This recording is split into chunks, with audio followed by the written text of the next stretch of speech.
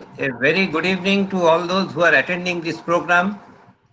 Uh, Indrajit, if you can Yeah, take away. presentation, then I can share some of my things.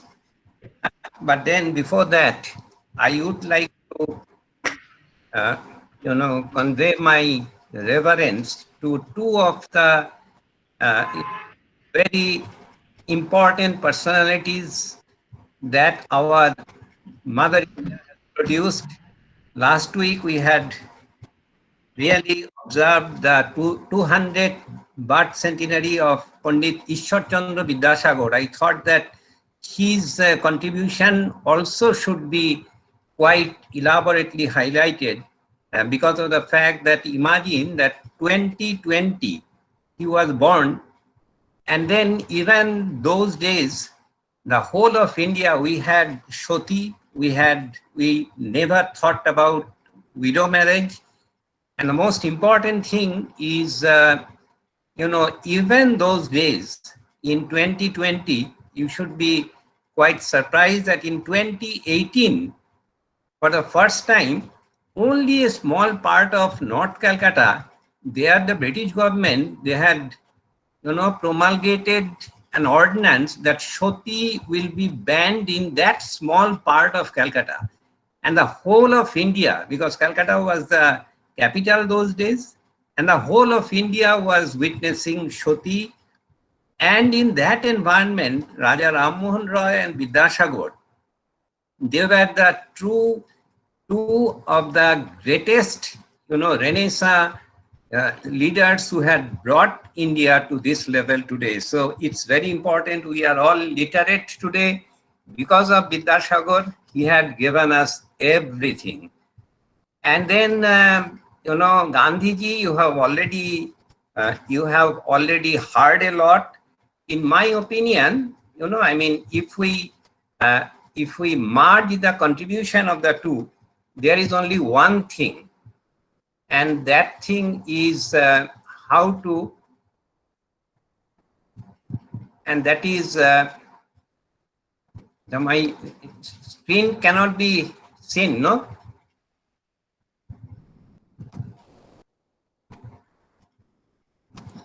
No, your screen cannot be seen now as of now.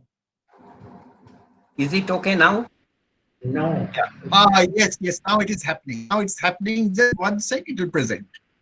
Because it will present. Oh. Yeah, now it is coming, sir. But then, yeah, so now, fine. Now you come to your slides. Now you come to your slides. Yes, now if you make it full screen. Yeah. So I was just listening to the fantastic set of lectures which various people they have talked about during the last 2 days. And at the outset, I must congratulate number one, Spade, for initiating this lecture, this webinar series. Then IIT Kharagpur Alumni Association, they have given tremendous support. So it's a joint thing, and the Rural Development Forum of Institution of Engineers. So jointly, how the three have, jointly organized this. And I really must say that I learned a lot. I have got a slightly different, perspective because we know that, okay, there are huge, if you just talk about the technologies throughout the country, because since I keep on moving to many schools, polytechnics, NITs, IITs, everywhere, huge number of technologies have been developed. And as a matter of fact, it's innumerable. If you ask me, there are more than 300 to 400 very interesting technologies, all suitable for real deployment right now. Yet, after almost now more than 70 years, India is the abode of one of the largest number of poor people in the world. The most important thing is that unlike our East and Southeast Asian neighbors, in India, the economic growth has not been inclusive enough. This is a major problem, and we need to reduce the number of Indians living in poverty. Because still, I mean, so much of we talk about technology and all, yet we have got the highest number of poor people. This is according to the World Bank one of the reports, and there are n number of different numbers. I just deliberately did not put it here, the numbers, because of the fact now I think presently there are three countries. One is Nigeria, followed by that Congo, and then followed by that India. Now, these three countries have the largest number of people, I mean, extremely poor people in the whole world. The question is technology the answer? Surely not. Now, let's see at a glance that what makes us poor. It's not a small technology that you implement at a certain area. I would like to give you a complete overall view, I mean, which in my opinion are the major problems. And on many of them, along with technology, the more important thing is the governmental, initiative. Number one is the lack of access to land, irrigation, credit, money, inputs and markets to the large number of, rural poors. The very important point is a global problem, that is the rising temperatures, increasingly frequent floods and droughts. They just go, one after another. And the most important thing, so far as agriculture is concerned, a greater incidence of pests and the diseases arising out of using pesticides. Estimated about 156 million Indian rural households, mostly they are living in poverty. This is the National Sample Survey Organization's report. We need to invest more in education, transportation, power, and internet access to create more employment for women and youth in rural areas. I will just go through quite slightly in fast. Employment growth is critical. Why it is critical? Because of the fact that it's known to everybody that without employment growth, we really cannot do anything. Smaller, systems in a very localized way, during our pre-independence era, we have to always remember that the problems were not this acute. Today, we are 134 crores. It's almost going to be 150 crores within next 10 years. 1.5 billion people, of India. Now, we have to take care of their food, and the most important thing, especially the people who are not reachable, the most important thing is agriculture. And agriculture is the thing on which we have to give maximum stress. Now, our agriculture is still very low productive agriculture, which accounts for nearly 3/4 of the rural poor population. They are involved with agriculture, whose productivity is low. More of young men, because of unemployment, they are migrating from rural poverty to urban areas, just for seeking employment. So who is looking after agriculture today? Agriculture is being mostly looked after by women. Imagine that it's a global statistics that 70% of the women, they have almost majority of the seeds of different varieties of plants, not the high yielding, our paddy, but more importantly, they possess even the traditional plants. So there are lots and lots of knowledge base amongst the rural women. This is in many occasions, you'll find that in majority of the fields, these are the people who are really working. Why? Because men they have migrated to the cities. Low productivity in agriculture is increasingly affected by climate change. So climate change being one of the major problems. especially because of the El Nino effect, which, the whole of equatorial Pacific region, we are really facing huge amount of problem of climate change. In fact, it's a global warming is now today a major problem because of greenhouse gases. And as was discussed in the very first day, that because of huge amount of fossil fuel based energy which we are producing. And although we started from throughout the world, from 1980s, the politicians across the world, finally they took almost 35 years to understand that this is a problem. Still, many of the politicians feel that this is not a problem. This is truly a problem. So we have to go for renewable. So low productivity in agriculture is increasingly, it will be affected by climate change. My question is technology the answer? The answer is for all these, yes, it is the answer, but partially. So we have got the drought. This is a 2019, picture. Large part of Western India, even in this part of the country, eastern part, we have got, severe drought. What do you do there? Why want to go to this kind of fields, even in the drought-prone area? Now, how will you do it?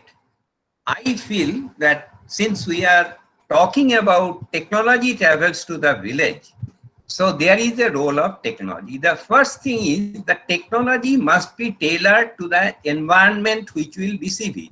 Many times, from outside, every speaker has talked about, it cannot be a top-down kind of an approach. And if it becomes a top-down kind of an approach, then many times at the receiving end, those who are there, they cannot receive it. But then let's see that there was a technology of ICT through mobiles. It's also a top-down kind of a thing. Mobile was a necessity because of communication reasons. And today, many of the rural poors, they may not be having 4 square meals, but they will be having even a small mobile. So mobile penetration today, mobile is not that low technology, but then it has really diffused through the people across the world. Not only here, even in sub-Saharan Africa, a lot of people, they are using mobile. So not that all the time we have to use a technology which should be, the indigenous technology, because of the changes and the complexity of the problem that we are facing today. Indigenous technology is very good and we have to do it. But then we have also to think that these people, they should be made educated enough. They need not know the details of a mobile, what it contains. But then as a user, our people, many people, they think that, okay, in the village, they use, ICT. I still remember in 1999 in IIT Kharagpur, our director here called, he had made a group, and we wanted to have, IT in, in a very large scale IT in IIT Kharagpur, what to do. And that time I had suggested that, look, Andhra Pradesh is those days under Chandrababu Naidu, they were doing wonderful in IT sector.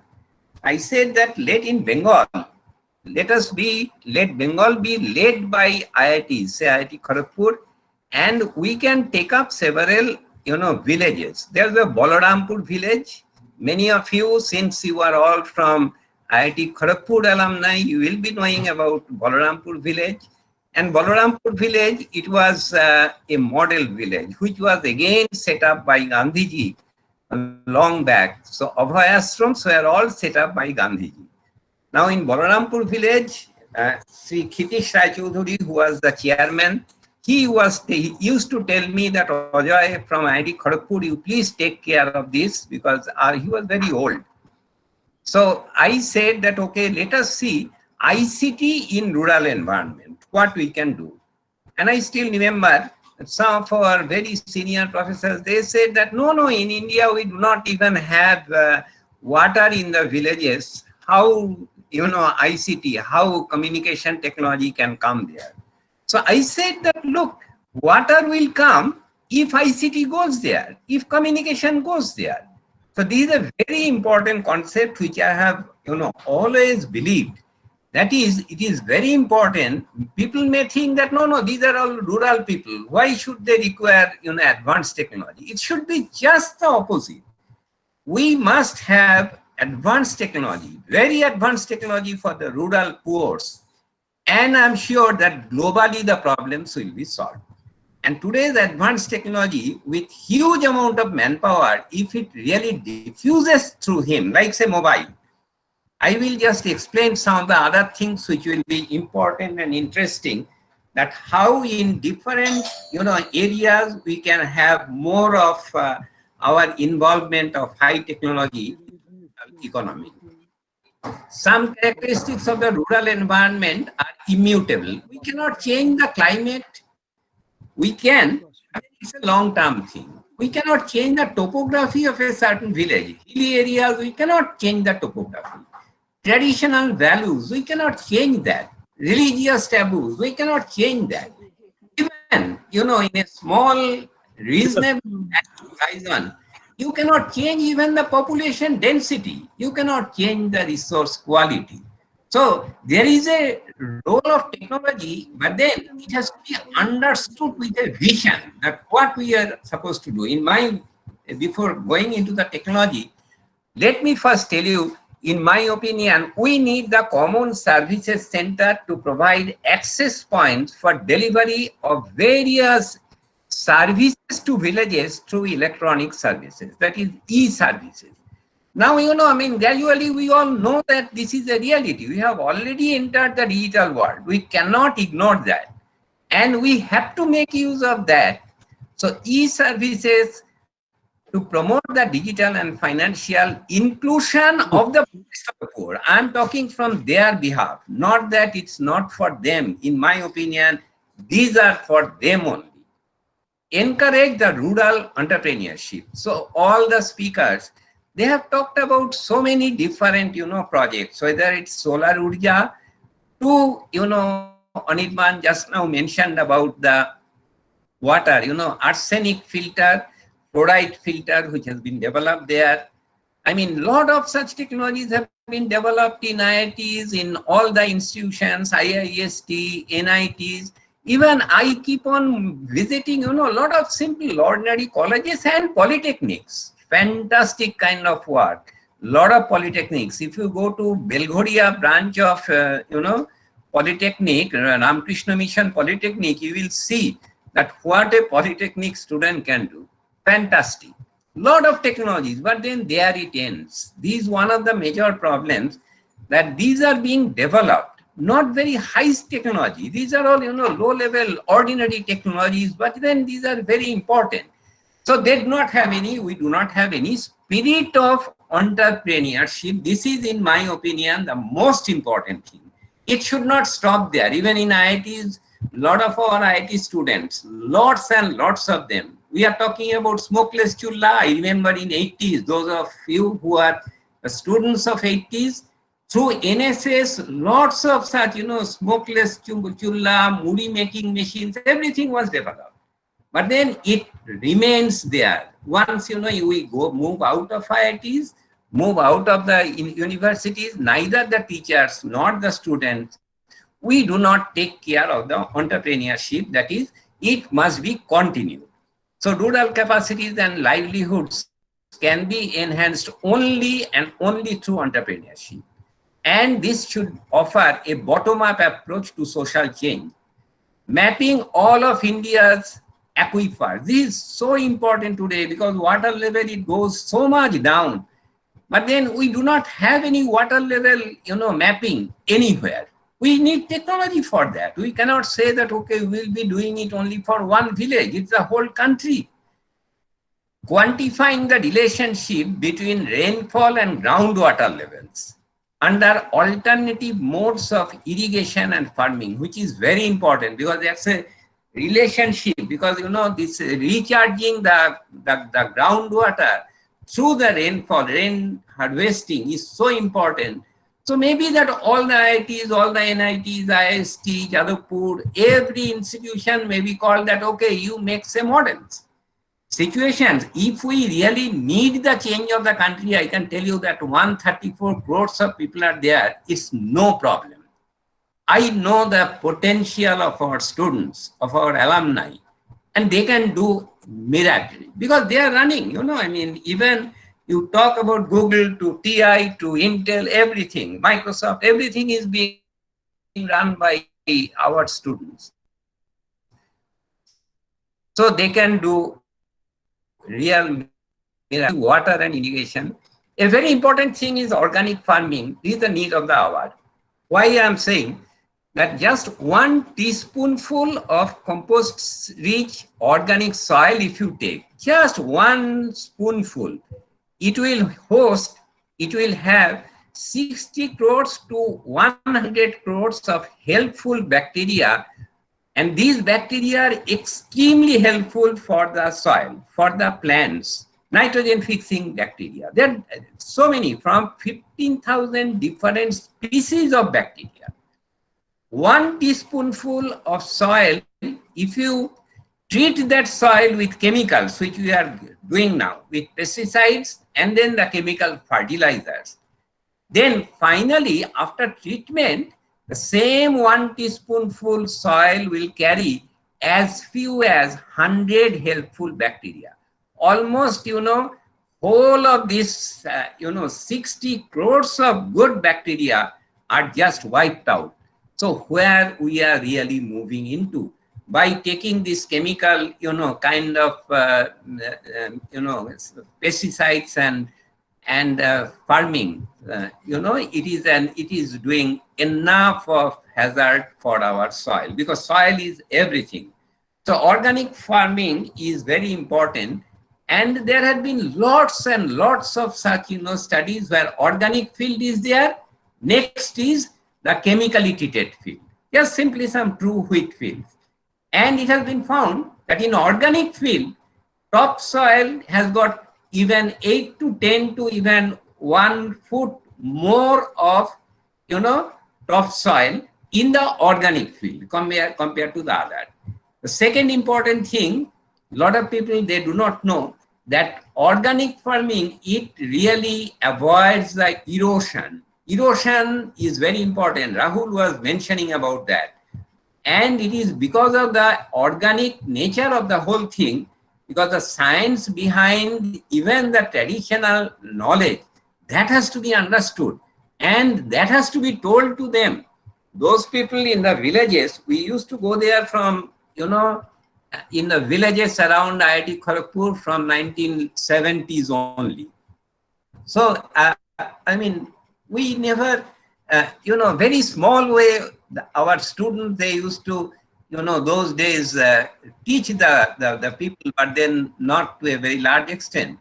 Now, Organic Trade Association of USA, they have said that if every farmer in the USA converted to organic production, we could eliminate 500 million pounds of persistent and harmful pesticides, which pesticides are really polluting our water, our air, and everything, the human health. And pesticides allow the disease resistance of the plants. This is very important. Today you are using these pesticides. It's true even for the virus and the bacteria. In today, majority of the diseases coming out of the bacteria, they become antibiotic resistant. Now, what is the antibiotic? Even the TB is becoming antibiotic resistant. E. coli has become antibiotic resistant. Why? Because we have been taking a lot of, for this kind of bacteria, antibacterial drugs. So we have to think about that how the contamination of the soil can be taken care of by using the natural kind of organic farming. Is very interesting. Another study says that if only 10,000 medium-sized farms, which is equal to even in India, this is true. In the US, converted to organic production, they would store so much of carbon in the soil. This is interesting.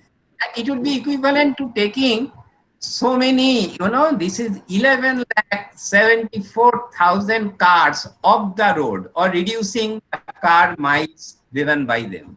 So it's very interesting. So drought is a top concern, as we all know. I'm not going into much more, but a very interesting statistics I can tell you. 2 years back, I was in Sikkim. Those days I was also the director of NIT Sikkim, and then I met in their convocation their chief minister of Sikkim, and that year they said that okay, Chief Minister Pawan Changling. I had a 1 hour one-to-one meeting with him. So Sikkim already became the total organic producer, the first state in India. And you will be surprised to know that 30% of the total organic producers in the world, they belong to India. It's very interesting. So World of Organic Agriculture 2018 report says that. At the same time, most of these organic farmers, they are struggling. Why? It is because of the fact that when from the traditional means with chemical fertilizer, with pesticides, when you have cultivated for a long number of years, this transition during the first 4 to 5 years, your production of the crops will reduce, and it will reduce quite substantially. It's very interesting. So who has to take care of that? Government. The government has to give them enough of, so this is transition from existing to organic farming. ICAR, Indian Council of Agricultural Research, they said that about 6 to 7% average dip of productivity. So the farmers, they say that how can I take care of this? So the government needs to have a plan. In fact, government planning means that not the marketing planning only. Government planning means that how technology should diffuse in the people. That is what is government planning. Unfortunately, in our country, it's never done. The report on doubling of farmers' income, that is also... Professor Ajoy. Just 2 minutes, 2 minutes. IoT and machine intelligence in agriculture. So in what are the whole rural technology? Livestock. Because this gives a lot of, this is one of the most important areas where a lot of our rural poor, they live on this livestock. And different types of, livestock. Fish farming has become a major thing. Smart greenhouse, precision farming. So these are important things. Aquaculture, it creates, 1.07% of the GDP. It is estimated that the total fish requirement will be 16 million tons by 2025. The major problem that comes in the commercial aquaculture is that due to sudden climatic fluctuation leads to changes in water quality parameters. So the conventional kind of water quality parameter may not work. I can tell you that the sensors, we need a system which we call it as Internet of Things, and which is a big thing. And Internet of Things, it is not a new thing. Throughout the world, people are using IoT, whether it's in health system or in agricultural system or in business or in transportation, everywhere. So IoT sensors, what they will sense? The dissolved oxygen inside water, ammonia, pH. In fact, the kind of, arsenic, fluoride, etc. we are talking about in the water, in the drinking water. We need to sense them, that how much of arsenic or fluoride is there. Temperature has to be sensed, salt, the different types of nitrates, carbonates.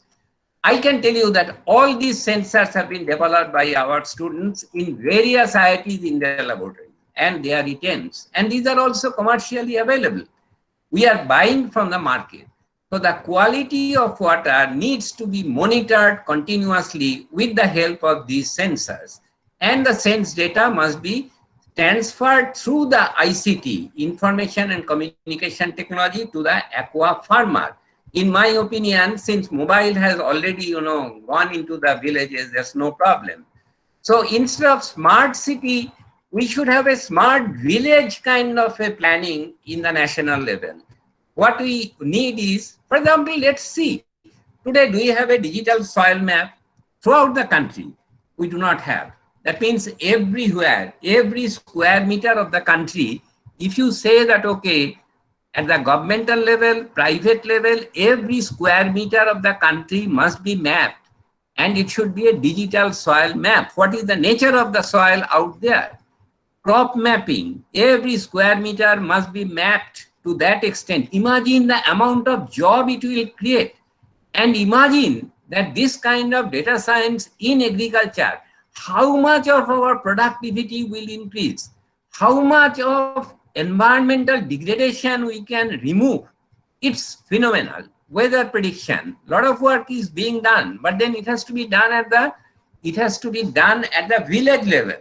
Fertilizer, whatever the farmers are using, it should be recommended. Our artificial intelligence, machine intelligence should recommend that what is the kind of fertilizer, if at all we use it, what is the kind of fertilizer that we have to use, the disease detection of the different kinds of plants, pest management, automated irrigation system. Many people may say that why drone in the villages? Why not drone in the villages? Drones are not only for other kinds of things. Drones should be used for villages and for spraying pesticides. Why? How? It will help you because drones, they can localize the kind of pesticide which will be required for this kind of farming, and it should be very precise. So we call it as a precision agriculture today, where electronics, computer science, agriculture, chemical, everything gets together, and in an interdisciplinary way, we can take the help of science and technology. So this is for spraying pesticides. Say irrigation is very important since almost 70% of the potable water is being used for agriculture. So this is a major problem today. And unless we can really take care of the water systems management and we can take care of the intelligent irrigation, we cannot really go much further. So Professor Ajay. using this intelligent irrigation, we can do smart weather station, we can do a lot. Several countries, they are using, the weather forecast and also the other kinds of things using the satellite images. Yes. We have got the National Remote Sensing Agency. We are having huge amount of such images available. And these images are being used by the PhD scholars. And then they are getting their PhD degrees. Very nice. Has to go to the villages in a very detailed way. Can we conclude? Yes. I'm just stopping now. Weather prediction is small, 1 minute more. A wake up call. We are living in an age of extinction. This is very important. We are losing the race against time because various species are disappearing faster than we can find. Many of these species of plants, they hold important clues for solving some of the most pressing challenges of medicine, including, say, in COVID. Medicines can be found from these huge number of extinct plant species, which can be used as medicine, as food, biofuel. More than 7,000 of such edible plants hold potential for future crops. This Nature paper of only this month, Nature, a paper from Nature of this month means August 2020. So about 2,500 plants exist that could provide energy for millions of people worldwide. So while only 6 crops are being used as major biofuels. Anyway, so I'm sorry, No, more time. So thank you very much.